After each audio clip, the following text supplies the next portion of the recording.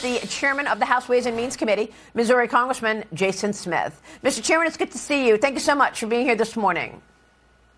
Always great to be with you, Maria. And you just heard what Senator Rand Paul had to say. He's against raising the debt ceiling in its current form in that bill. Your reaction to what you heard from the senator?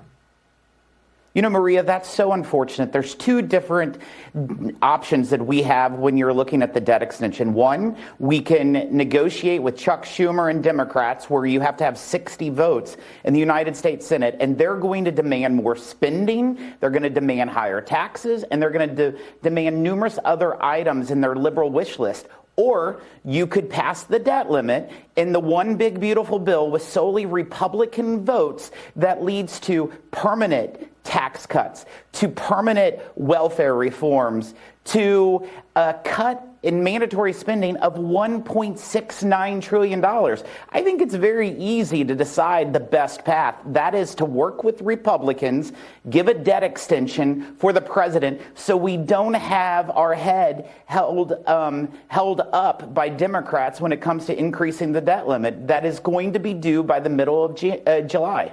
Yeah. Well, look, Ron Johnson from Wisconsin also was with us last week and over the weekend with me again. And he is insisting that this has to be in two bills, that it's just too much in one bill. How would that fly in the House after you've already passed this? Maria, it would be dead on arrival. Rubber has hit the pavement. The people and the president of the United States, they want action, Maria. We delivered out of the House the largest tax cut in U.S. history, the largest cut to mandatory spending of $1.69 trillion in U.S. history, the most significant welfare reforms in U.S. history, and also the largest one-time investment in border security. These are all things that the American people demanded in the last election. The House delivered on it. Get the job done, United States Senate. The American people's counting on it. What about cutting more in terms of those entitlements? You just heard what Rand Paul said. He wants cuts everywhere so that one area is not so severe relative to another. I mean, we know that the majority of the spending in the budget is from those entitlement mandatory programs. And we know that $7 trillion was spent over the Biden administration. And you all went a little overboard with sending money to people after COVID. Agreed? Maria, I'm from the show me state. I say, show me. You know, in the show me state, we look at actions, not words. The House cut $1.69 trillion of mandatory spending without touching Social Security, without touching Medicare, without stopping paying interest on our debt. Those provisions alone, Maria, are 60% of all spending in the federal government. So we cut almost $1.7 trillion in just the 40% of government spending. That's a huge win. That's why it's the largest cut in mandatory spending by almost 400% in U.S. history. Yeah. Can we cut more? Absolutely. But let the senators show us, Maria, of what they can cut. Well, they're talking about more than $2 trillion.